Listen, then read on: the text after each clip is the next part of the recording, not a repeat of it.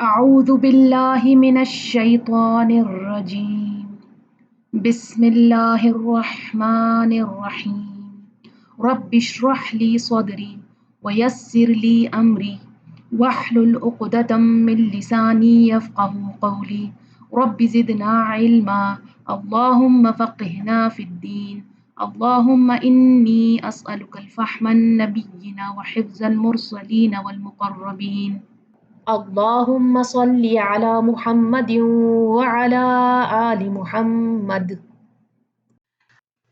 السلام علیکم ورحمۃ اللہ وبرکاتہ۔ آج ہم آیت نمبر 275 اور اس کے آگے پڑھیں گے انشاءاللہ۔ آیت نمبر 275، الذین وہ جو یاکلون کھاتے ہیں الربا سود، یاکلون اکلا سے ہے جس کا معنی ہوتا ہے، لفظی معنی ہوتا ہے کھانا، لیکن یہاں مراد صرف کھانا نہیں ہے بلکہ لینا، استعمال کرنا، کھانا پینا، لباس، مکان، سب اس میں شامل ہے۔ الذین یاکلون الربا، جو ربا کھاتے ہیں۔ یہ آیت اصل میں قریش پر تنقید ہے، چاہے سیدھا ان کا نام نہ لیا گیا ہو، لیکن اللہ قریش کے برے اعمال کا اگزامپل دے رہا ہے، جیسے وہ یتیم کو دھکا دیتے تھے، بیٹیوں کو زندہ دفن کر دیتے تھے اور دوسرے سنگین جرم کیا کرتے تھے۔ اللہ کہہ رہا ہے کہ یہ وہی لوگ ہیں جو ربا کھاتے ہیں، جو غریبوں کی مجبوری اور بے بسی کا فائدہ اٹھاتے ہیں اور اسی طرح سے ربا کھا جاتے ہیں، اور پھر ان کے ذریعے مومنوں کو بھی کہا جا رہا ہے کہ تم ان جیسے مت بنو۔ لا یقومون، نہیں وہ کھڑے ہوں گے، قام یقوم سے ہے، قاف واو میم اس کا روٹ ہے، کھڑے ہونا، سٹینڈ۔ اب کھڑا ہونا صرف فزیکل سینس میں کھڑے ہونے کا مطلب نہیں ہے۔ عربک زبان میں جب کہا جاتا ہے کہ وہ چیز کھڑی ہے، اس کا مطلب یہ ہے کہ وہ چیز سٹیبل ہے، مستحکم ہے، اسٹیبلشڈ ہے۔ جیسے کہتے ہیں کہ یہ مارکیٹ ابھی سٹیبل ہے تو ہم کہتے ہیں کہ مارکیٹ قائم ہے۔ جنگ اگر چل رہی ہے تو ہم کہتے ہیں جنگ قائم ہے، یعنی قیام کا مطلب ہوتا ہے اسٹیبلٹی۔ اب جب کوئی شخص ربا سے بہت پیسہ کماتا ہے، لوگ دیکھ کر کہتے ہیں کہ یہ زندگی میں بہت سیٹ ہے، یہ اسٹیبلشڈ ہے، لیکن اللہ کہتا ہے لا یقومون، نہیں وہ کھڑے ہوں گے، نہیں وہ اسٹیبل ہوں گے، نہیں وہ لوگ اسٹیبلشڈ ہوں گے۔ اصل میں وہ دکھ رہے ہیں لیکن اندر سے کھوکھلے ہیں۔ الا مگر، کما جیسے کہ، یقوم کھڑا ہوتا ہے، الذی وہ جو، یتخبطہ خپتی بنا دیا ہو اسے، الشیطان شیطان نے، من المس چھو کر۔ یتخبطہ خا با طا اس کا روٹ ہے، از بیٹن، اسٹرک۔ یتخبطہ خبط سے ہے، اور خبط کا معنی ہوتا ہے بغیر سوچے سمجھے زور زور سے کسی چیز کو مارنا، اندھا دھند مارنا، ضرب لگانا، جسے چکر آ کے کوئی گر جائے یا جسے جھٹکے لگ رہے ہوں، اسے کہتے ہیں خبط۔ اونٹ کا زمین پر زور زور سے اگلا پیر مارنا بھی خبط کہلاتا ہے۔ انسان کا لاٹھی سے درخت کو مارنا، پتے یا پھل گرانے کے لیے زور زور سے، اس کو بھی خبط کہتے ہیں۔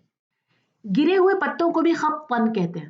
یہاں لفظی معنی ہے مارا گیا، زور سے ٹھوکر کھایا ہوا، وائلنٹ انکنٹرول موومنٹ کے لیے آتا ہے، یعنی شیطان نے اس پر اثر کر دیا، شیطان کا بوجھ اس پر آ گیا، اس پر حاوی ہو گیا۔ کئی بار آپ نے یہ لفظ استعمال کرتے ہوئے لوگوں کو سنا ہوگا کہ یہ خبطی ہے یہ شخص، کہنے کا مطلب یہ ہے کہ شیطان اس شخص پر حاوی ہے۔ خبطی یعنی لاس آف کنٹرول، ڈس اورینٹیشن، یعنی اسے اس کی سوچنے سمجھنے کی شکتی ختم ہو گئی ہے۔ خبطہ کا مطلب ہوتا ہے اسے بری طرح پیٹ دیا، اور متخبط وہ شخص ہوتا ہے جو مار کھا چکا ہو، جس کا چہرہ پھول گیا ہو، جو زخمی ہو، دانت زمین پر گر گئے ہوں۔ تو ایسا شخص سیدھی طرح سے کھڑا نہیں ہو سکتا، صحیح طریقے سے بول نہیں سکتا۔ تو اب سوال یہ ہے کہ کیا تم اسے اسٹیبلٹی کہو گے؟ یہ وہ شخص ہے جسے شیطان نے اتنا تنگ کیا، اتنا ڈسٹرب کیا کہ وہ بالکل نارمل نہیں رہا ہے۔ شیطان اس پر آ گیا، شیطان نے اس کو چھو لیا۔ اس ایکسپریشن پر علماء نے بحث کی۔ سوال یہ ہے کہ کیا اس کا مطلب پوزیشن ہے، یا کیا اس کا مطلب جنون یا انسینٹی ہے؟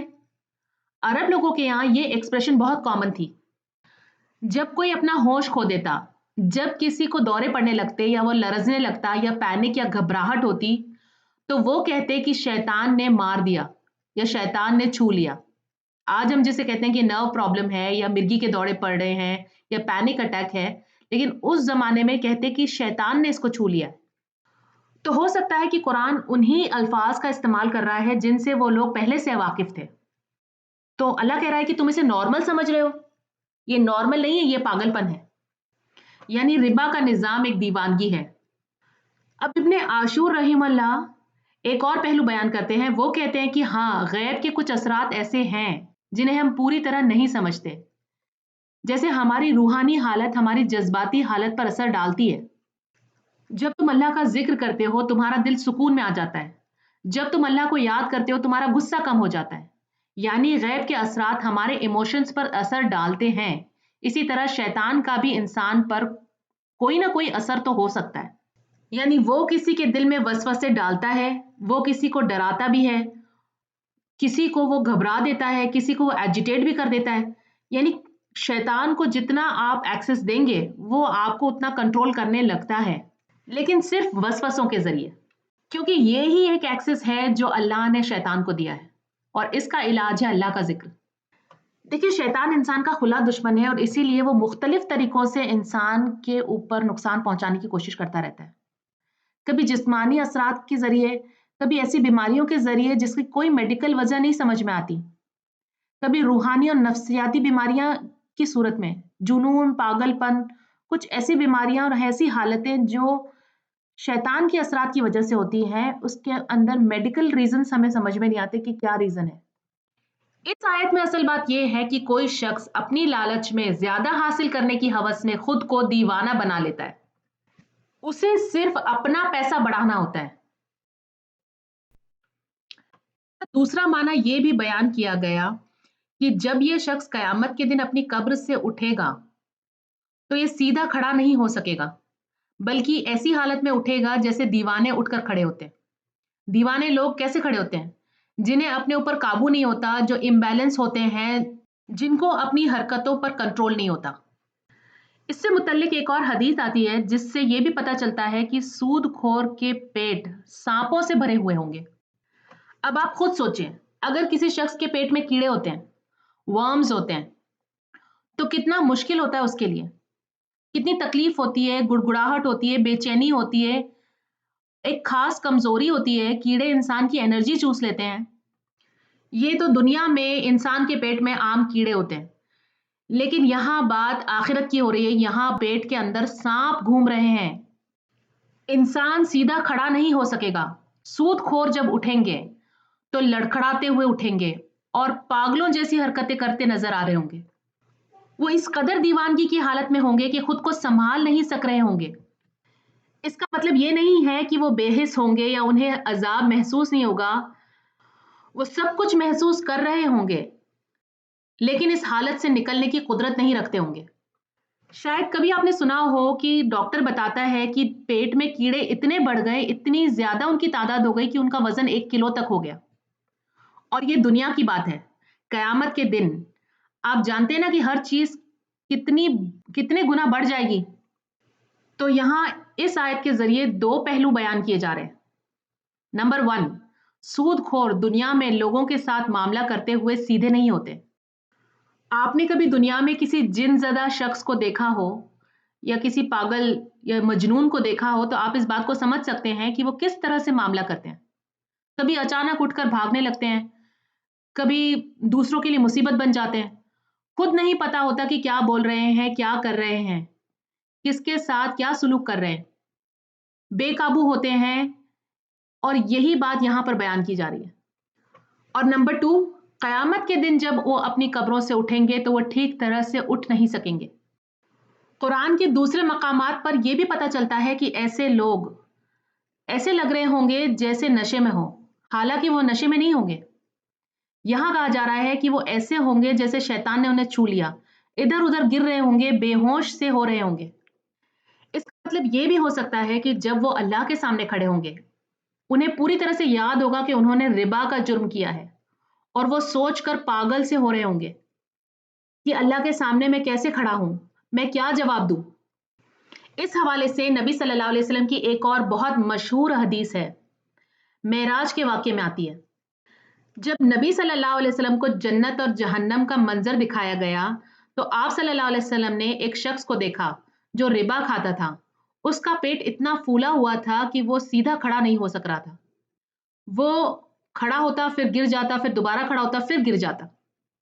تو اس پر مفسرین کہتے ہیں کہ جب قبریں الٹا دی جائیں گی اور سود خور جب قبروں سے باہر نکلیں گے تو ان کے پیٹ اتنے پھولے ہوئے ہوں گے, بوجھ بن چکے ہوں گے کہ وہ ٹھیک طرح سے کھڑے نہیں ہو سکیں گے, بار بار گر رہے ہوں گے اور پھر ان کے اوپر سے لوگ چل کر گزر جائیں گے. آگے فرمایا ذالکا یہ بِأَنَّهُمْ بوجہ اس کے کہ وہ قالو وہ کہتے ہیں انما بے شک البیع تجارت مثلو مانند ہے الربا سود کے. یہ اس لیے کہ وہ کہتے ہیں کہ تجارت اور ربا ایک جیسے ہیں. کوئی چیز خرید و فروخت کرنا اور ربا, آخر اس میں فرق کیا ہے؟ اس بات پر علماء حیران ہو گئے کہ انہوں نے کہا کہ بزنس ربا جیسا ہوتا ہے. گویا کہ بات ربا کی نہیں ہو رہی بلکہ بزنس کی ہو رہی ہے. اور تمہیں پتہ ہے انہوں نے ایسا کیوں کہا؟ وہ بہت چالاک لوگ تھے. وہ کہہ رہے ہیں کہ کیا تم یہ کہنا چاہتے ہو کہ ہم نارمل بزنس پریکٹسز بھی نہیں کر سکتے؟ قرض دینا, کریڈٹ پہ دینا, دکان اپنی ایکسپینڈ کرنا, اپنا تجارت کا ایکسپینشن کرنا, نئی برانچ کھولنا, کیا یہ سب کچھ غلط ہے؟ تم لوگ تو بزنس کے خلاف ہو. اگر ہم تمہاری بات مان لیں, اگر ہم تمہاری اسلامک سوچ کو اور تمہارے نیرو انٹرپریٹیشنز کو مان لیں تو تم پوری اکنامی برباد کر دو گے. ربا بند کرنے کا مطلب ہے بزنس بند کر دینا. قرآن نے ان لوگوں کی اس تنقید کو اتنی درست طریقے سے کیپچر کیا ہے. آج بھی آپ لوگ دیکھیں, اگر آپ کسی سے اس بارے میں بات کریں تو وہ یہی بات کہے گا. آج بھی لوگ یہی بات کہتے ہیں کہ ربا بند کرنے کا مطلب ہے پروگرس روک دینا. تم لوگ لوگوں کی پروگرس روکنا چاہتے ہو. اگر لوگ اپنے کریئر میں آگے بڑھنا چاہتے ہیں, اگر لوگ اچھی پڑھائی کرنا چاہتے ہیں, اگر لوگ اچھے گھروں میں رہنا چاہتے ہیں تو قرض لینا چاہیے. قرض کے فیور میں بولتے ہیں لوگ, اور قرض کو کتنا زیادہ پروموٹ کیا جاتا ہے. بینکس کہتی ہے کہ اگر بزنس سٹارٹ کرنا چاہتے ہو لون لے لو. گھر چاہیے, انکمفرٹیبل گھر میں مت رہو, لون لے لو. اپنے آپ کو محروم مت کرو, کار خریدو, لون لے لو. اور آج بھی لوگ یہ کہتے ہیں کہ اگر تم لون لینے سے لوگوں کو روک رہے ہو, قرض لینے سے لوگوں کو روک رہے ہو تو تم ملک کی اکنامک پروگرس کو نقصان پہنچا رہے ہو. یہ بالکل وہی آرگومنٹ ہے جو اس وقت دیا جاتا تھا, کوئی فرق نہیں ہے. اور اللہ سبحانہ تعالیٰ اسی آیت میں پیچھے فرماتے ہیں کہ ایسے لوگوں کو شیطان نے چھو کر پاگل بنا دیا ہے. وہ سوچ نہیں سکتے کہ اصل میں یہ پروگرس نہیں ہے, یہ تو ڈاؤن فال ہے. آگے اللہ سبحانہ تعالیٰ فرماتا ہے وَأَحَلَّ اللَّهُ حالانکہ حلال کیا اللہ اللہ نے البیع تجارت کو, وحرم اور حرام کیا ہے الربا سود کو. وا کا معنی یہاں پر اور نہیں کیا گیا, حالانکہ کیا گیا. تو یہ جو وا ہے اس کا معنی قرآن مجید میں کانٹیکسٹ کے مطابق تھوڑا بدلتا ہے.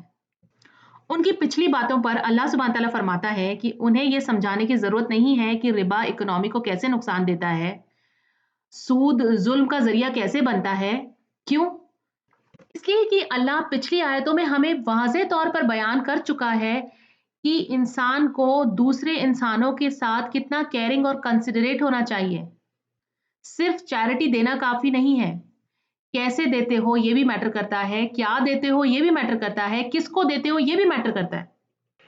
جو انسان سود کے نام پر غریبوں کا خون چوستا ہے اس سے تو تم ایکسپیکٹ ہی نہیں کر سکتے کہ وہ کوئی چیریٹی کرے گا. اور جو انسان قرض کے بوجھ کے تلے دبا ہوا ہے, چاہے اس کے پاس بڑا بنگلہ ہو یا گاڑی ہو یا چاہے کتنے بھی عیش و آرام ہو, لیکن اگر خود قرضے میں ڈوبا ہوا ہے تو وہ کسی اور کی پرواہ کیا کرے گا کہ وہ لوگوں کی مدد کرنے کیوں نکلے گا. وہ تو سوچے گا کہ پہلے میں اپنا قرضہ تو اتاروں. قرضہ اور سود لوگوں کے دلوں کی اندر سے رحم ختم کر دیتا ہے. اللہ سبحانہ تعالیٰ نے کوئی ایکسپلینیشن نہیں دیا, صرف فرمایا کہ اللہ نے تجارت کو حلال کیا ہے اور ربا کو حرام کیا ہے, بس بات ختم. اب ماننا ہے تو مانو ورنہ نقصان تمہارا ہے. جب اللہ کہتا ہے وہ حرم الربا, اس کا مطلب صرف یہ نہیں کہ ربا کو حرام قرار دیا گیا ہے, بلکہ جیسے ربا کے اندر ہی کمی, زوال اور ڈیپریویشن انجیکٹ کر دی گئی ہو. تمہیں لگ رہا ہے کہ تمہارا بزنس گرو کر رہا ہے, اصل میں وہ دھیرے دھیرے کولیپس ہو رہا ہے. کبھی مال سے کولیپس ہو جاتے ہیں, آپ نے دیکھا ہوگا اکثر ایسے لوگ جو بہت زیادہ قرضے میں ہوتے ہیں, جو بہت زیادہ سود خوار ہوتے ہیں, وہ آخر کار جا کے بہت برے طرح سے کولیپس ہوتے ہیں. اور کبھی روحانی سکون کے حساب سے بھی وہ کولیپس ہو رہے ہوتے ہیں۔ ربا کا نتیجہ آخرکار زوالی ہوتا ہے۔ تجارت میں اور سود میں بنیادی طور پر جو فرق ہے اسے ہم ایک بار سمجھ لیتے ہیں۔ پہلی بات تو یہ کہ تجارت میں انسان محنت کرتا ہے، اسے وقت لگانا پڑتا ہے، کوشش کرنی پڑتی ہے، لیکن سود میں صرف سرمایہ لگتا ہے، پیسہ لگتا ہے، محنت نہیں لگتی۔ تجارت میں ذہنی صلاحیت لگتی ہے، وقت لگتا ہے، پلاننگ کرنا پڑتی ہے، لیکن سود میں انسان ایک بار پیسہ دیتا ہے اور بے فکر ہو جاتا ہے، نفع اپنے آپ آتا رہتا ہے۔ تجارت میں انسان رسک لیتا ہے، نقصان کا اندیشہ بھی ہوتا ہے، لیکن سود میں پروفٹ فکس ہوتا ہے اور یہی فکسڈ پروفٹ اصل میں سود بن جاتا ہے۔ تجارت میں منافع مقرر نہیں ہوتا، کم بھی ہو سکتا ہے، زیادہ بھی ہو سکتا ہے، لیکن سود میں منافع پہلے سے طے ہو گیا ہوتا ہے۔ تجارت میں جب ایک دفعہ سودا ہو گیا، مال دے دیا، قیمت دے دی گئی اور اس کے بدلے میں کوئی چیز لے لی گئی، تو یہاں پر سودا ختم ہو جاتا ہے۔ جیسے اگر آپ نے جوتا خریدا تو جوتے پہ جو پروفٹ ہے وہ دکاندار کو دیا، جوتا آپ کا ہو گیا، پیسے اس کے ہو گئے۔ لیکن سود کا معاملہ ختم نہیں ہوتا، ایک دفعہ پیسہ دے دیا پھر ہر مہینے ہر سال مسلسل اس کو منافع ہوتا رہتا ہے۔ یعنی تجارت ایک دفعہ پروفٹ لاتی ہے لیکن سود بار بار پروفٹ لے کر آتا ہے۔ تجارت میں آپ جتنی چیز لیتے ہیں اس کی قیمت ادا کرتے ہیں اور بات ختم، لیکن سود میں جو رقم آپ دیتے ہیں، اصل رقم، اس پہ لگاتار اضافہ ہوتا رہتا ہے، جیسے میں نے آپ کو کمپاؤنڈ انٹرسٹ کی بات بتائی تھی۔ تجارت حلال ہے اور باہم رضامندی سے ہوتی ہے، دونوں پارٹیز اگری کرتی ہیں اور پھر چیز کی خرید و فروخت ہوتی ہے۔ لیکن سود میں ایک شخص کی مجبوری کا فائدہ اٹھایا جاتا ہے اور جو سود پر پیسہ قرض دے رہا ہوتا ہے اس کی مرضی کے مطابق سارے ڈیسیجنز لیے جاتے ہیں۔ تجارت میں منافع کمانے کے لیے محنت لگتی ہے، سود میں گھر بیٹھے منافع آتا ہے اور اس کی وجہ سے لوگ بیکار ہو جاتے ہیں، کوئی ایکٹیویٹی نہیں ہوتی، فزیکل ایکٹیویٹی، مینٹل ایکٹیویٹی نہیں ہوتی، وہ مصروف نہیں ہوتے، تو پھر وہ تعمیر کے کام کی بجائے یعنی کنسٹرکٹیو کام کی بجائے ڈسٹرکشن میں ان کا دماغ لگنے لگتا ہے۔ گھروں میں فساد، لڑائی جھگڑے، فارغ انسان، خالی دماغ شیطان کا گھر، آپ نے سنا ہوگا۔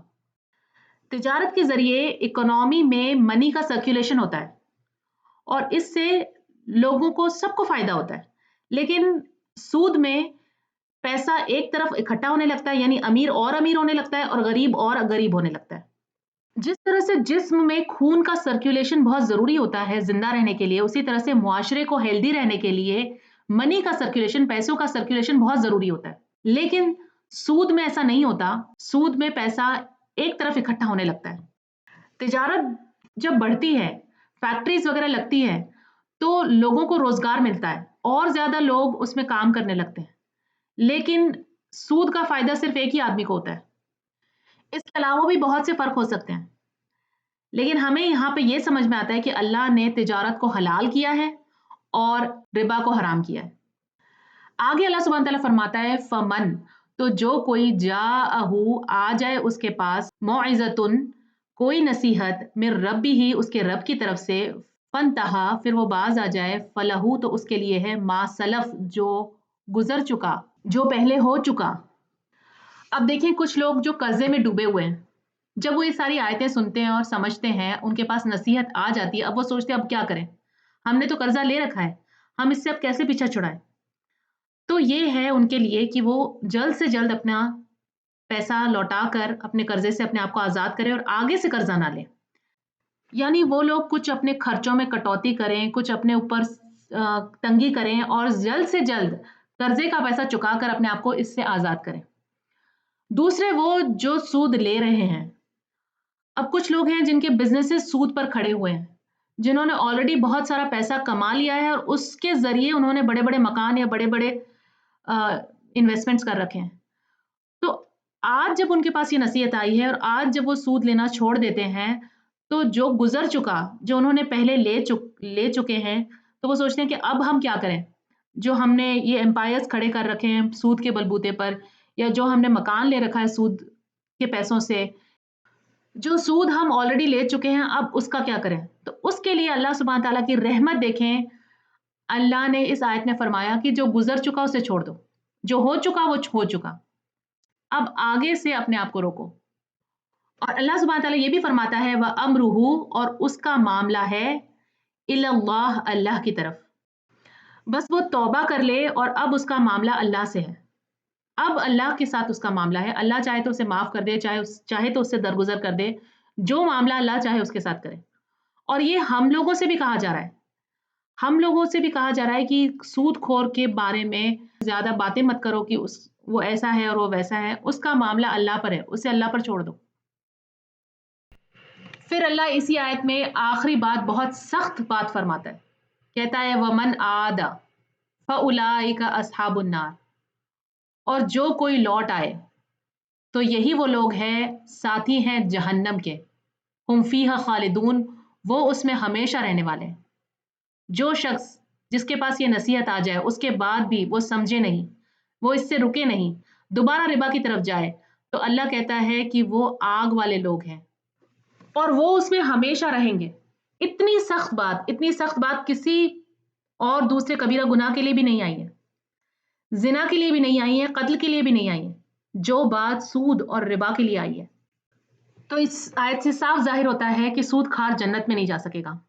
اچھا، ایک آخری بات میں جو آپ کو بتانا چاہتی ہوں وہ یہ ہے کہ کرائے پہ دی ہوئی چیز پر جو نفع حاصل ہوتا ہے، کرائے پہ کسی چیز کا دینا اور کرایہ لینا، یہ سود یا ربا نہیں ہے۔ اس آیت کو دوبارہ ایک بار دیکھ لیتے ہیں۔ اس آیت میں یہ کہا جا رہا ہے کہ جو لوگ سود کھاتے ہیں وہ قیامت کے دن اس شخص کی طرح کھڑے ہوں گے جسے شیطان نے چھو کر پاگل بنا دیا۔ یہ اس لیے کہ وہ کہتے ہیں کہ تجارت بھی سود ہی کی طرح ہے، حالانکہ اللہ نے تجارت کو حلال کیا ہے اور سود کو حرام کیا ہے۔ پھر جس کے پاس اس کے رب کی طرف سے نصیحت پہنچ گئی اور وہ رک گیا، تو جو کچھ پہلے ہو چکا وہ اس کا ہے اور اس کا معاملہ اللہ کے حوالے ہے، اور جو دوبارہ سود کی طرف لوٹ آیا تو وہ لوگ جہنم والے ہیں اور وہ اس میں ہمیشہ رہنے والے۔ آیت نمبر 276، یمحق، مٹاتا ہے اللہ تعالیٰ ربا، سود کو، ویربی، اور وہ بڑھاتا ہے الصدقات، صدقات کو۔ یمحق، میم ہا قاف اس کا روٹ ہے، ہی ڈسٹرائز، ڈیمنشز، مٹا دیتا ہے، اللہ سبحانہ تعالیٰ جان نکال دیتا ہے، برکت کھینچ لیتا ہے ربا میں سے، اور صدقات کو بڑھاتا ہے۔ یعنی ربا کے ذریعے ظاہری طور پر پیسہ بڑھتا ہوا نظر آتا ہے لیکن اندر سے کھوکھلا ہوتا جاتا ہے، اور صدقات ظاہری طور پر پیسہ کم ہوتا ہوا نظر آتا ہے لیکن اللہ اسے زیادہ کرتا رہتا ہے، اس میں برکت ڈالتا ہے، اسے بڑھاتا چلا جاتا ہے۔ پچھلی آیت میں کہا تھا کہ اللہ نے ربا کو حرام کیا ہے، اور حرام سے ہم نے معنی نکالا تھا کہ ڈیپریویشن ڈال دی گئی ہے، برکت چھین لی گئی ہے ربا میں سے، اور یہاں کہا گیا کہ اللہ ربا میں سے زندگی نکال لیتا ہے۔